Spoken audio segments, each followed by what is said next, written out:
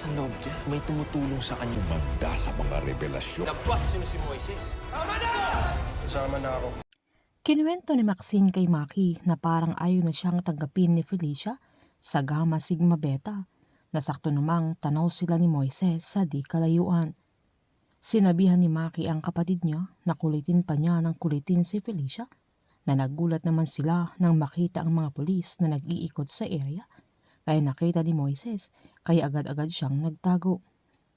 Maging sila Professor Benedict ay naalarma sila habang nasa Jaime Hall sila nang malamang nasa loob ng Crestwood Campus si Moises.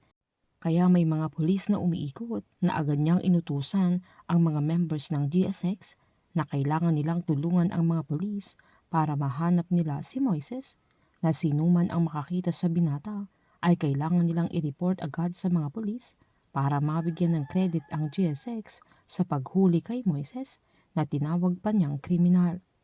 Nagtago naman ang binata sa isang bakod ng campus kung saan nagawi doon si David, pero hindi niya nakita, kaya agad-agad tumakbo papalayo si Moises. Kaya narinig ni David na may kumaluskos, na agad-agad siyang bumalik at sumilip sa baba hanggang nakita niya yung cellphone na nalaglag, kaya agad-agad niyang kinuha na malakas ang kutob niya na kay Moises yung cellphone na yun. Kasama naman ni Professor Elmer ang mga members ng frat nila kung saan pinuna ng mga estudyante ang mga nangyayari sa Pilipinas dahil napatalsik ang isang sagrado sa pwesto, pero isang sagrado din ang iluluklok na totoong napatalsik sa pwesto yung korap na mula sa GSX. Pero galing din sa GSX ang ipapalit na malaking kalukuhan ang bagay na yun, lalo't may pagkamayabang ang mga members ng GSX nang akala nila ay walang kaso ang kamember nila na involved sa corruption, na dahil alam din nilang lusot na sila.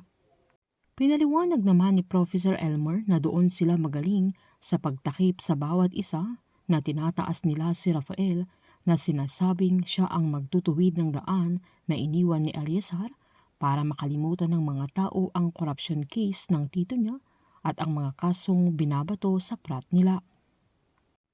Sa speech naman ni Rafael ay nangako siyang hindi niya bibiguin ang taong bayan, na makakaasa silang tutuparin niya ang lahat ng pangako niya, na isa sa pangako niya ay ang pagtama niya sa lahat ng mali at lahat ng katiwalian na iniwan ng dating Pangulo na si Eleazar Sagrado, kaya pinalakpakan siya ng mga tao. Nanonood naman si Eleazar sa mga sandaling yan na mag-isang umiinom. Giniit pa ni Rafael na sagrado ang pamilya nila, pero mas sagrado ang batas dahil para sa batas niya ay walang ama, walang ina, walang kapatid at asawa o anak, kaya nagiba ang aura ni Justine at Mercedes dahil alam nilang pareho na guilty sila at may mga krimen silang tinatago, lalo na si Mercedes na mismong pamilya ni Rafael ang biniktima niya, pero walang kaalam-alam ang asawa niya. Nangako naman si Eleazar sa larawan ng nanay niya na hindi niya makikitang ganun ulit ang itsura niya, na parang lugmok na siya, na sa mga sandaling yun ay talunan siya sa laro ng mga sagrado, pero hindi yun magtatagal.